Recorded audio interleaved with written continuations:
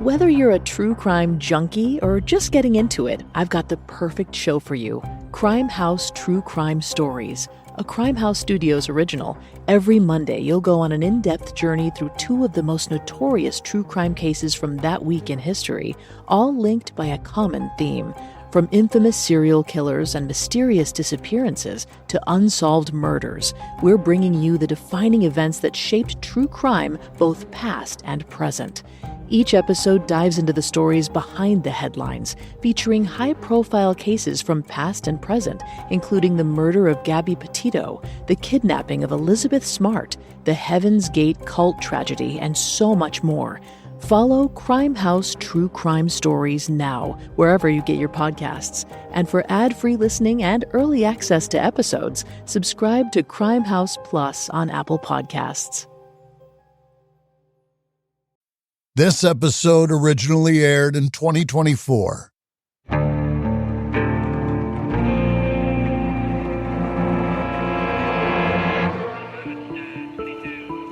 It's just gone midnight on August 21st, 1989. Ordinarily, North Elm Drive in Beverly Hills would be deathly quiet. But tonight, there are several police cars and an ambulance blocking the street, their silently flashing lights adding an eerie quality to the pristine neighborhood lawns. There's movement just about everywhere you look. A couple of officers cordon off a wide perimeter around number 722. Curious neighbors edge slowly out of their front doors to try and see what's going on, and paramedics are unloading gurneys from the back of an ambulance. The only people who remain relatively still are Lyle and Erik Menendez. The brothers sit on the curb in front of their family home, looking shell-shocked. The officer assigned to watch over them can understand why. Inside the Menendez mansion, the boys' parents are lying in pools of blood, shot to death in the plush living room. Eventually, the cop stands the brothers up. He gives them a cursory pat-down to make sure they're not concealing any weapons. Once that's done, the brothers remain on their feet, shuffling around. They mutter to each other for a few minutes.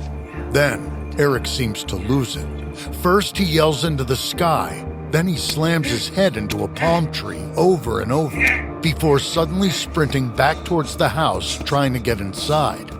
Until Lyle catches up and grabs him in a half-tackle, half-hug. After that, both the brothers seem to settle, and when investigators approach to ask them some questions about what happened inside the Menendez mansion, Lyle does most of the talking. A cop writes down everything, and Lyle covers a lot of ground. He explains how he and Erik found their parents, how they each reacted. He mentions that the driveway gate was open when he and Erik arrived home from seeing a movie. It's normally closed, so that was unusual. And then there's his father. Lyle explains that Jose Menendez worked with some shady people. His colleagues were always calling to harass him, or else doing it in person. That was probably why Jose seemed so stressed when he returned from a business trip at the end of the previous week. At least that's what Lyle supposes. After that, both the brothers start asking questions about their parents. They wonder why the police and paramedics are still inside, and if either Kitty or Jose might pull through. They're fairly normal questions for people in their shoes, the children of two recently murdered parents. But despite their questions and their display of grief, Lyle and Erik Menendez know that their parents are dead, and have been for hours. And this performance is just step one in Lyle and Erik's plan to get away with it.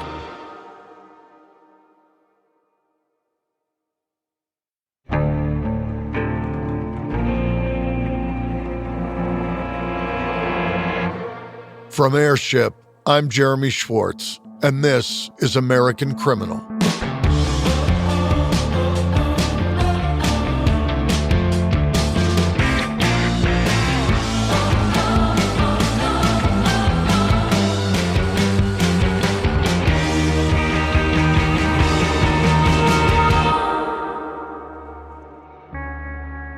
On August 20th, 1989, Lyle and Erik Menendez grabbed their matching shotguns and burst into the family's living room. After a lifetime under their father's thumb and a particularly explosive week of confrontations, it all came down to a kill or be killed moment, or at least that's what the brothers believed. So, they shot their parents to death, leaving a bloody, terrifying scene in their wake. In the aftermath of the murders, the brothers hatched a plan to make sure they weren't caught. But there were more factors at play than Lyle and Erik realized, and the crime captured the attention of the media in a way they never predicted. Suddenly, the two brothers were thrust into the spotlight, where they had to convincingly play the roles of the grieving son struggling to find meaning without their parents. All the while, authorities were searching for the people responsible for the bloodbath at 722 North Elm Drive. And slowly it began to dawn on detectives that the most likely culprits were the sons who'd inherited everything. The house, the cars, the money, all of it went right to Lyle and Erik, who wasted no time taking advantage of their parents' wealth.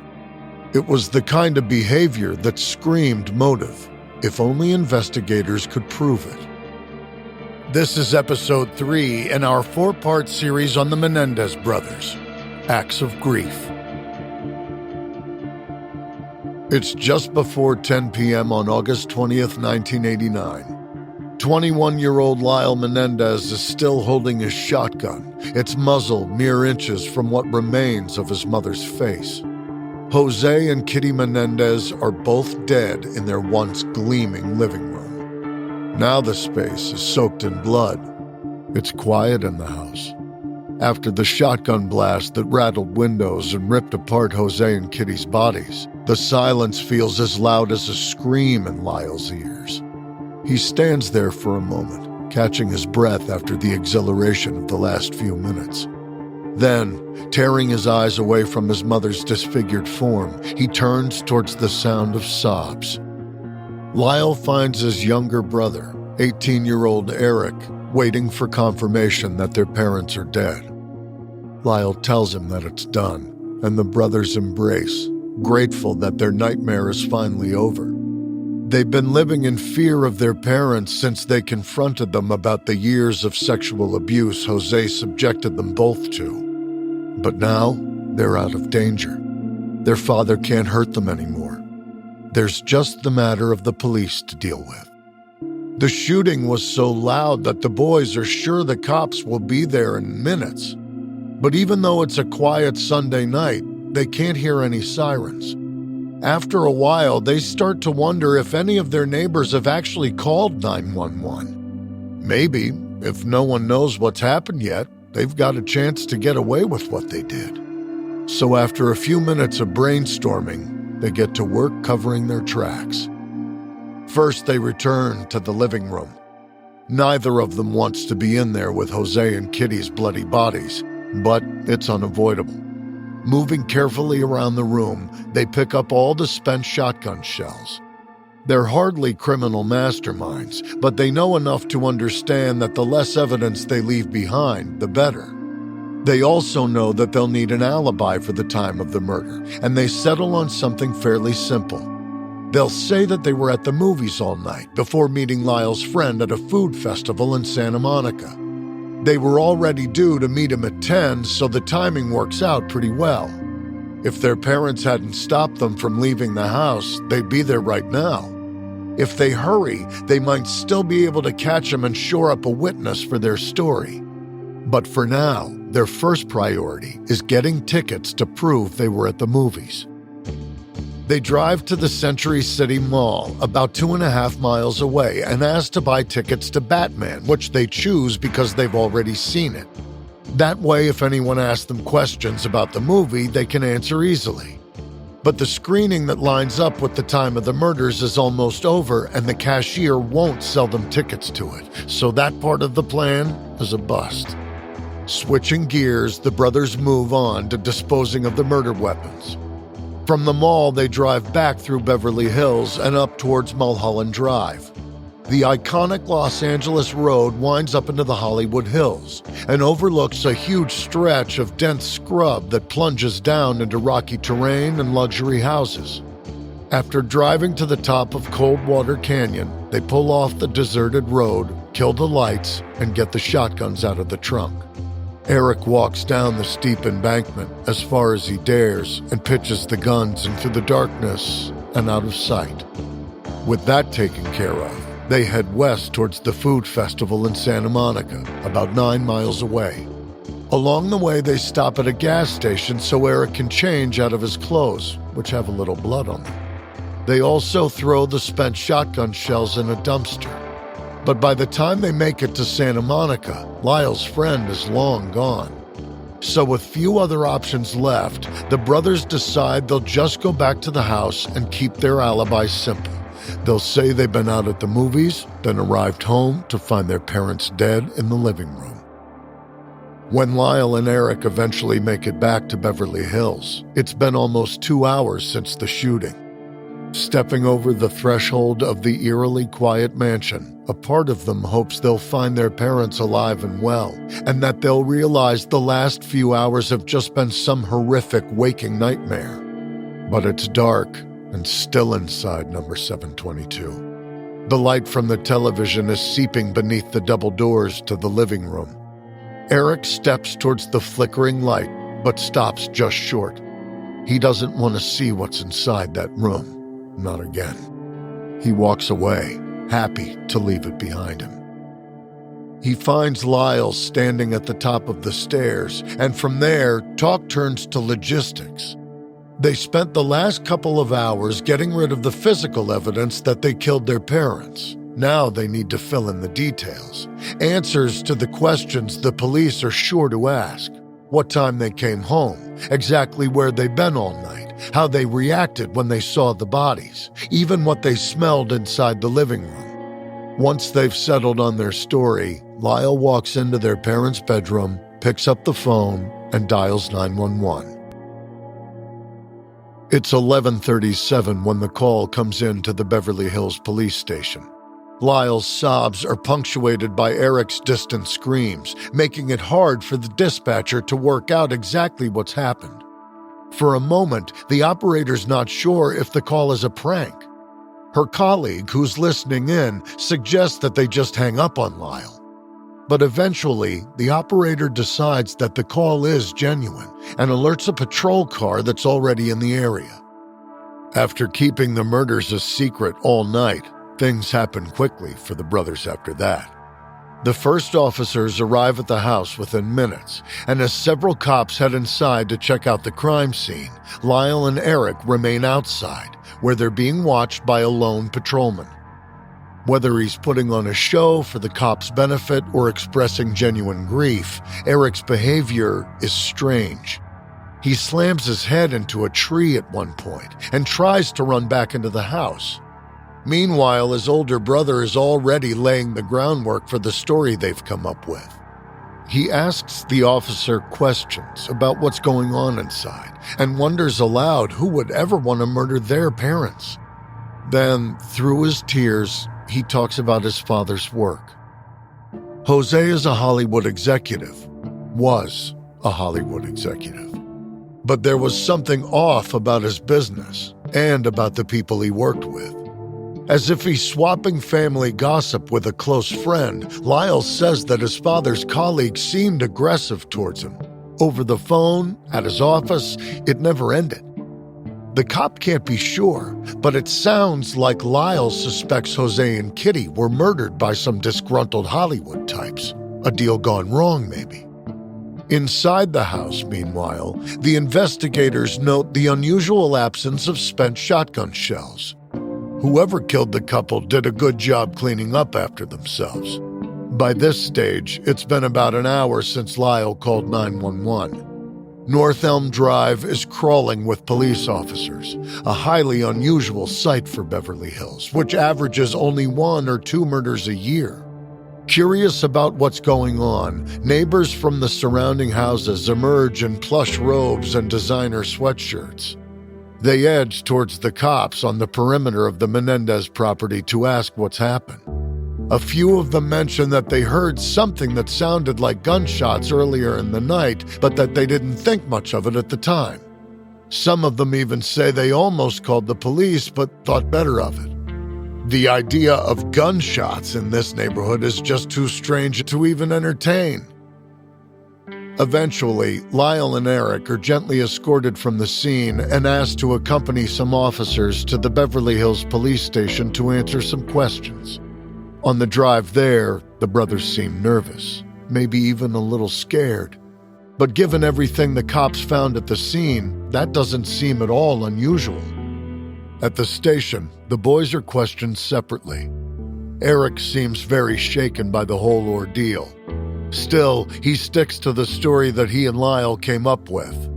The detective ends the interview when Erik starts crying. Lyle is much more talkative than his younger brother and expands on his earlier theories about the murders being somehow connected to Jose's work. He also offers up that Kitty had been thinking about suicide recently.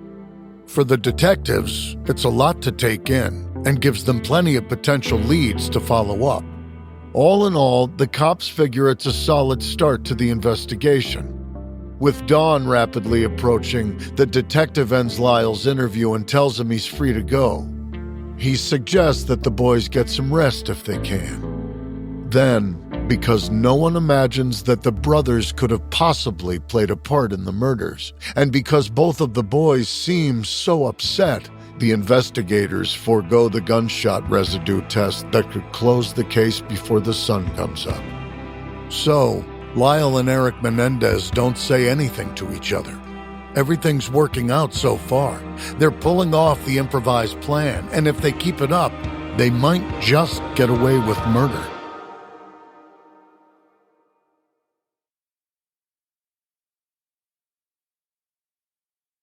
Americans spend an average of 90% of their time indoors. But did you know that indoor air can be up to 100 times more polluted than outdoor air? Breathe easy with Air Doctor, the award-winning air purifier that eliminates 99.99% of dangerous contaminants like allergens, viruses, smoke, gases, mold spores, and more. Air Doctor was voted best air purifier by Newsweek, so it's no surprise that 98% of Air Doctor customers agree their home's air feels cleaner, safer, and healthier. Unlike other purifiers, Air Doctor captures invisible particles 100 times smaller than standard HEPA filters. Head to airdoctorpro.com and use promo code AmericanCriminal to get up to $300 off today. Air Doctor comes with a 30-day money-back guarantee, plus a 3-year warranty, and $84 value free. Get this exclusive podcast-only offer now at airdoctorpro.com. airdoctorpro.com using promo code AmericanCriminal. Ryan Reynolds here from Mint Mobile. I don't know if you knew this, but anyone can get the same premium wireless for $15 a month plan that I've been enjoying. It's not just for celebrities. So do like I did and have one of your assistants switch you to Mint Mobile today. I'm told it's super easy to do at mintmobile.com/switch. Upfront payment of $45 for 3-month plan, equivalent to $15 per month required. Intro rate first 3 months only, then full price plan options available. Taxes and fees extra. See full terms at mintmobile.com. It's August 24th, 1989, 4 days since Lyle and Erik Menendez killed their parents in their family's Beverly Hills mansion. Today, they're at the Hotel Bel Air, where they and their out-of-town relatives have been staying for the last couple of days. The brothers are in a spacious $1,300 a night suite. Aside from anything else, the exclusive address offers the Menendez clan some peace after the tumultuous week. The morning after the murders, the news was all people in Hollywood could talk about. Jose Menendez had only been in the movie industry for a few years, but he'd earned himself an outsized reputation for being a ruthless businessman and made himself incredibly unpopular before his death. He'd even gone toe-to-toe with Sylvester Stallone over the budget of one of the Rambo movies. So while the details of the murder are shocking, at least some people find it plausible that the crime might have been retribution from a disgruntled Hollywood player. Today, though, Lyle and Erik are doing their best to ignore all of the noise from the media and focus on their family duties. Not only do they have to continue the charade that they had nothing to do with the murders, they also have to comfort their parents' siblings, all while processing their own complex feelings of grief, guilt, and relief. It's a lot, and as the brothers walk towards their Aunt Marta's hotel room, they have their arms around each other, leaning on one another so they don't crumble from all the pressure. Marta greets her nephews with a hug. Like her brother, she's a successful business executive, but she doesn't share Jose's cold, bullying nature. She welcomes Lyle and Erik into the room and tells them to sit down. She has news for them. Calmly, she explains to the boys that some years earlier, she sold Jose a life insurance policy, and his sons are the beneficiaries. It means they'll each receive payouts worth hundreds of thousands of dollars. The brothers are stunned. As far as Marta can tell, neither of them knew anything about the policy. But that revelation is just the first course. She continues, explaining that they found Jose and Kitty's wills and that they've left everything to Lyle and Erik. It's too early to say for sure, but Marta's rough guess is that the estate is worth somewhere between $8 and $12 million. Today, that could be as much as $29 million. The brothers look shell-shocked. The last they heard from their father, he told them he was going to write them out of the will. Kitty had said the same thing. Knowing all of this, Lyle asks his aunt if there hasn't been a mistake, but Marta's sure. And as far as anyone can find, neither Jose or Kitty updated their wills before they died. So, Lyle and Erik have just become millionaires. It doesn't take long for the boys to put their new fortune to good use. That very same day, Lyle and Erik head for the Century City Mall. The brothers want to make sure they both look good for the memorial service that's scheduled for the next afternoon. Erik doesn't have a sport coat, and Lyle insists it's a necessity for the event. He also drags his younger brother into a jewelry store so he can look at Rolexes. Lyle ends up buying a gold presidential watch, as well as a stainless steel model with a diamond dial and a pair of money clips. He also urges Erik to get a stainless steel timepiece for himself. All in all, their final bill rings in close to $17,000, which would be almost $42,000 today. The next day, the 25th of August, the brothers roll up to the Directors Guild of America Theater on Sunset Boulevard in a stretch limousine. The memorial service, organized and paid for by Live Entertainment, Jose's company, was supposed to start an hour earlier, but as Lyle and Erik are the MCs for the event, everyone had to wait. Lyle wears flashy green cowboy boots for the occasion and delivers the eulogy in front of a packed auditorium. And although the event goes off without a hitch, the aftermath is another story. Because the murders have captured so much attention, members of the press are waiting outside the theater, hoping to catch a quote from some of the Hollywood types in attendance. Instead, it's Aunt Marta who approaches the cameras, and she's got something on her mind. She tells the journalist that before her brother joined Live, it was owned by the mafia. According to Marta, people weren't happy that Jose had been running the company clean since taking over, and the mob had killed him and Kitty over it. The outburst isn't part of the brothers' plan to cover their tracks, but it fits nicely into Lyle's hints that his father's shady business contacts were behind the murders. Hoping to sell the idea further, Lyle hires bodyguards, telling people that he's afraid the hitmen will come back and kill him and Erik to make a clean job of it. He only keeps up the pretense for a week, though, before dismissing his protection, because by then, he's got other things to worry about. At the end of August, the family is buzzing. One of the boys' uncles has been poking around the computer in Jose and Kitty's bedroom. He's found a locked file called Will, and everyone's sure it's gotta be the couple's updated final wishes. It's just that no one can figure out how to open the file to see what it says, so they call a technician and make an appointment for him to drop by on September 1st. While he's across the country in New Jersey for another memorial service, Lyle hears all about this development and freaks out. Suddenly worried that he and Erik might lose everything, he calls a different computer expert asking him to drop by the family home on North Elm Drive before September 1st. He gives the guy careful instructions to search for any files named Will, Erik, Lyle, or Menendez. It turns out that files with those names exist, but they're mostly empty. The one everyone's excited about, the potential Will, only contains 54 characters. But no one will ever know what they are, because Lyle has the tech erase all the files anyway. So by the time the rest of the family get back to the computer, there's nothing left for them to find. It's a close call, and it doesn't seem to raise much suspicion within the family. But despite the brothers' growing confidence that they've gotten away with killing their parents, there are some who are taking a closer look at Lyle and Erik. For the detectives investigating the case, there are too many things that look like red flags. The brothers' strange behavior right after the cops went to check out the crime scene, their ongoing spending spree, it just seems fishy. By the beginning of September, the Beverly Hills Police Department has obtained 2 sealed search warrants for the Menendez mansion phone records. The detectives want to try and corroborate the brothers' stories from the night of the 20th to see if they can track their movements throughout the evening. It's a small first step, but there are plenty more to come.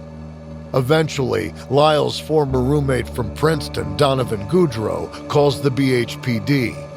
He says he's been trying to get in touch with Lyle since he's heard about the murders, but he hasn't heard back from his friend. Eager to hear more about Lyle's life away from Los Angeles, the detectives fly to New York to interview Donovan. He tells them all about how he and Lyle met, and about Lyle's relationship with Jose. The hours-long conversation proves that Donovan is one of Lyle's closest friends, which should make him a solid source for the investigators. However, it's unclear if he tells them everything, if he shares what Lyle told Donovan his father did to him, about the showers they took together when Lyle was young, about the sexual abuse.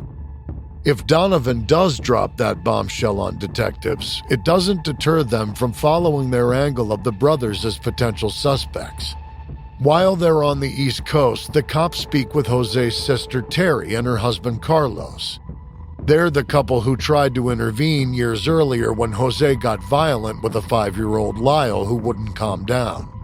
Jose had punched his son, scared him enough to make him wet his pants, then dragged him into a bedroom. For protesting the abuse, Terry and Carlos were told to leave Jose and Kitty's house. Lyle and Erik just happen to be staying with their aunt and uncle when the investigators drop in, so the detectives speak to the brothers in the living room, asking for more details about the night of the murder, their parents' relationship, the usual things investigators ask in a murder investigation.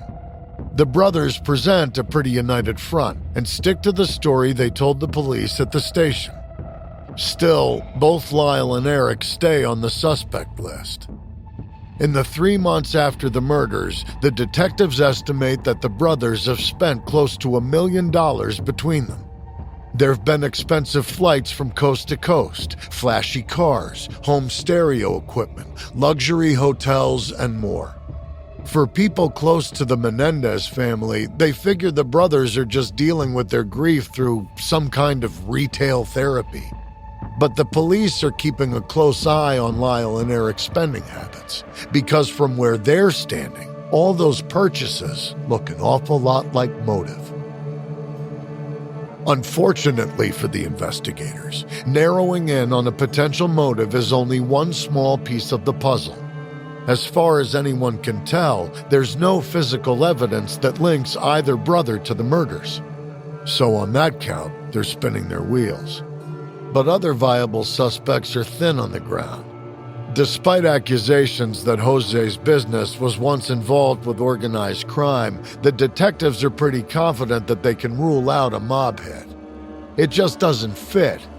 Gangster executions are usually precision affairs, where experienced killers deliver a single, clean, fatal shot. Jose and Kitty's deaths, those were messy, blundering, and anything but expert. What's more, wives and bystanders are usually left alone in mob hits. Still, the investigators don't want to cross the idea off the list because without it, they've got next to nothing. And it's going to stay that way for a while, until an unlikely but fruitful source falls into their laps. One named Dr. Jerry Oziel.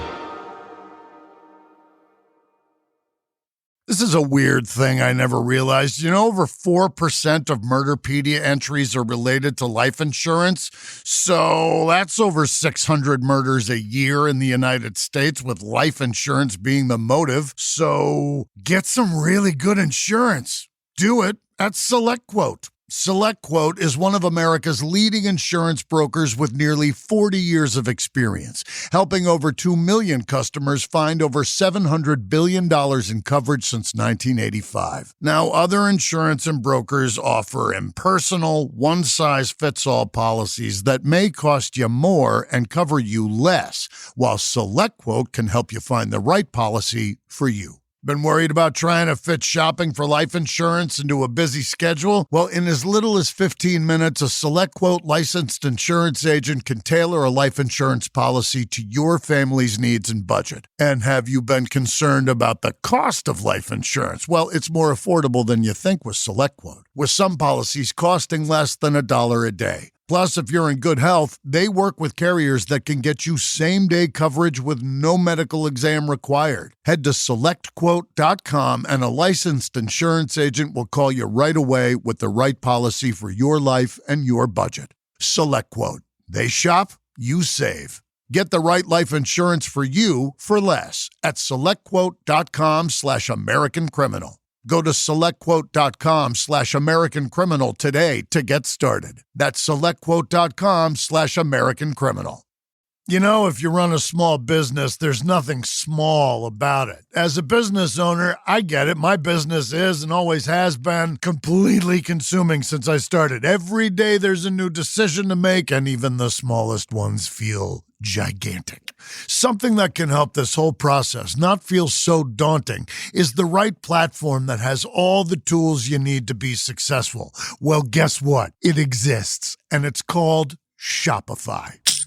Shopify is the commerce platform behind millions of businesses around the world and 10% of all e-commerce in the U.S., from household names like Mattel and Gymshark to brands just getting started. Tackle all the important tasks in one place, from inventory to payments to analytics and more. Shopify makes the marketing minefield easy with built-in tools for running social media and email campaigns so you can find new customers and keep them. And if you're looking to grow your business internationally, Shopify has global selling tools to help you in over 150 countries. Perhaps in person is more your thing. Shopify's award-winning point of sale connects your online and offline sales all in one place. With 99.99% uptime and best converting checkout on the planet, you'll never miss a sale again. Only with Shopify. Get all the big stuff for your small business right with Shopify. Sign up for your $1 per month trial and start selling today at shopify.com/American Criminal. Go to shopify.com/American Criminal. Shopify.com/American Criminal.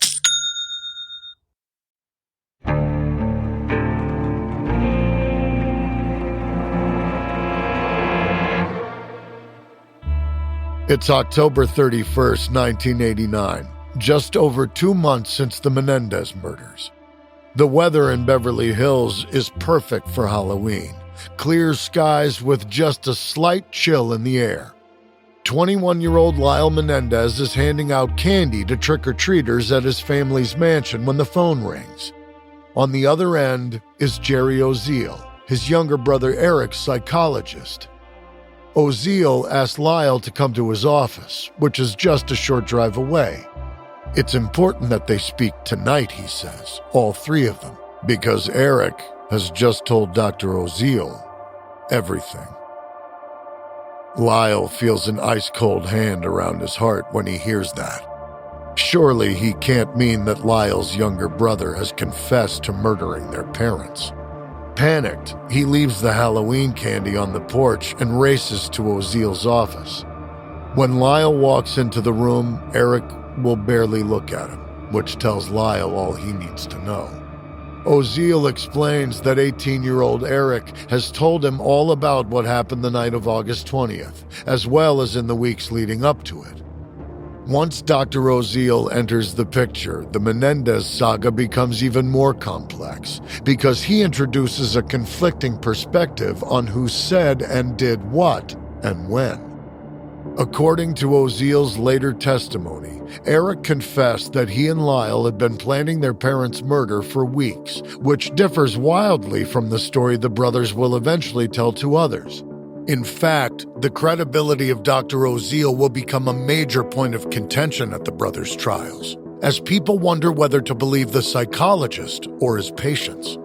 And alongside Dr. Oziel, one more player joins the fray at this point to further complicate matters: Judalon Smith. As with so much of this story, even the truth about Oziel and Judalon's relationship is difficult to nail down. They'd met earlier that year when Judalon, a 36-year-old crystal saleswoman, called Oziel to talk to him about some self-help audio tapes. That phone call soon turned into an affair behind the back of Oziel's wife.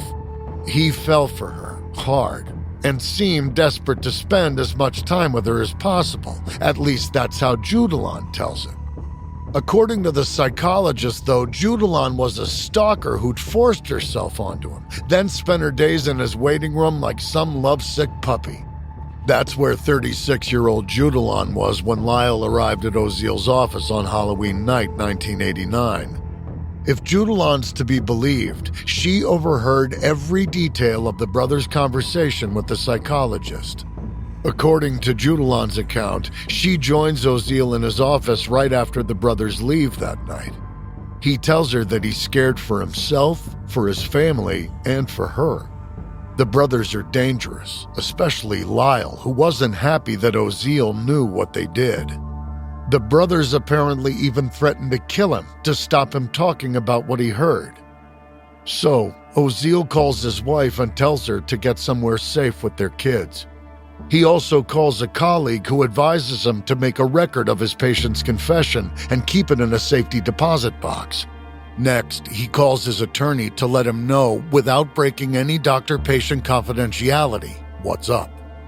The next time Lyle and Erik arrive at the office to talk again on November 2nd, Oziel tells them about what he's done, making sure they know that his death will trigger the release of the records.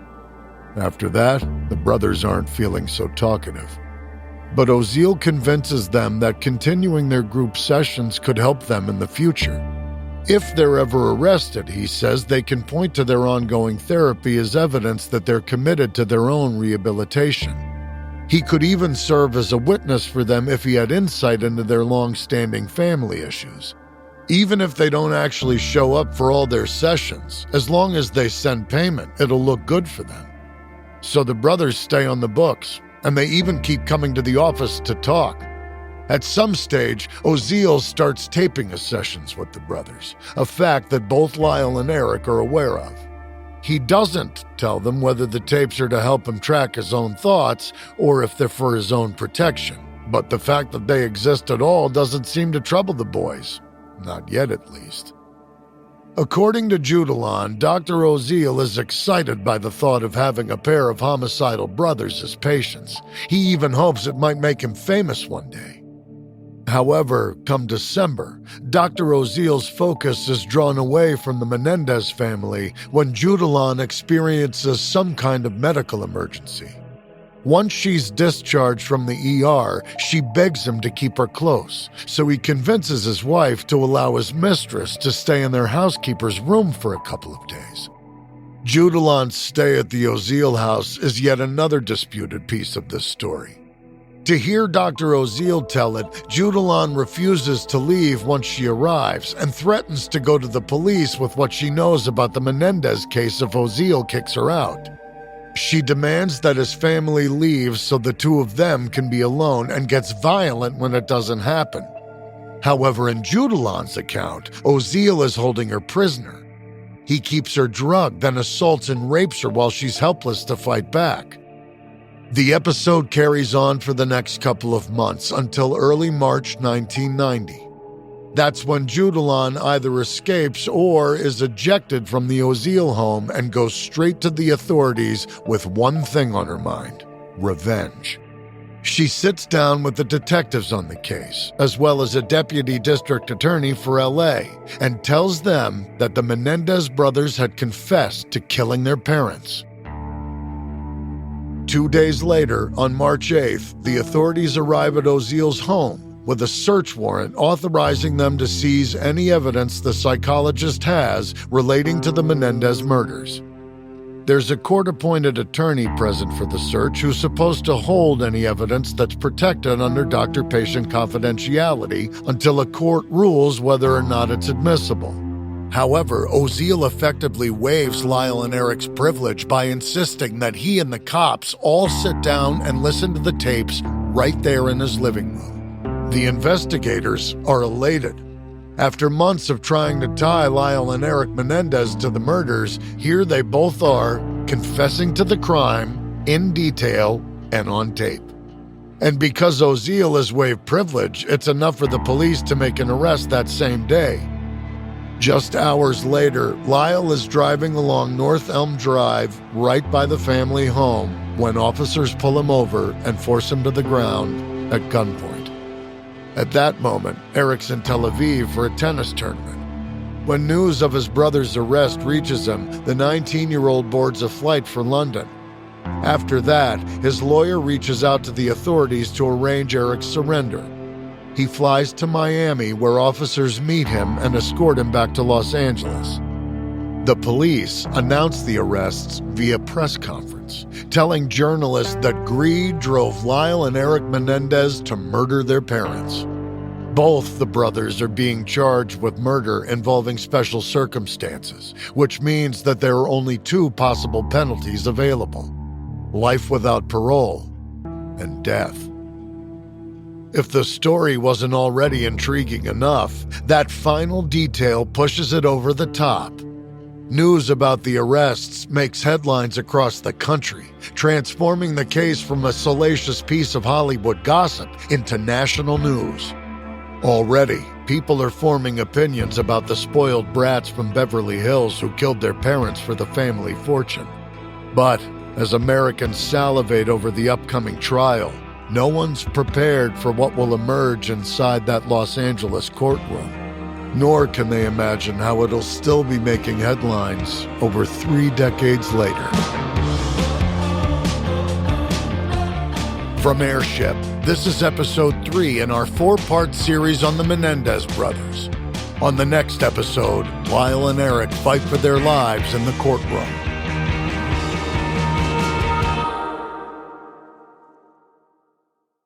If anything in today's episode hit close to home, or you just need someone to talk to, there are free resources for you.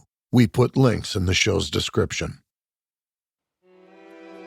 If you'd like to learn more about the Menendez brothers, we recommend The Menendez Murders, the shocking untold story of the Menendez family and the killings that stunned the nation by Robert Rand, and the documentary Truth and Lies, The Menendez Brothers. This episode contains reenactments and dramatized details, and while in most cases we can't know exactly what was said, all of our dramatizations are based on historical research. American Criminal is hosted, edited, and produced by me, Jeremy Schwartz. Audio editing by Mohammed Shazib. Sound design by Matthew Filler. Music by Thrum. This episode is written and researched by Joel Callan. Managing producer Emily Burke. Executive producers are Joel Callan, William Simpson, and Lindsey Graham for Airship.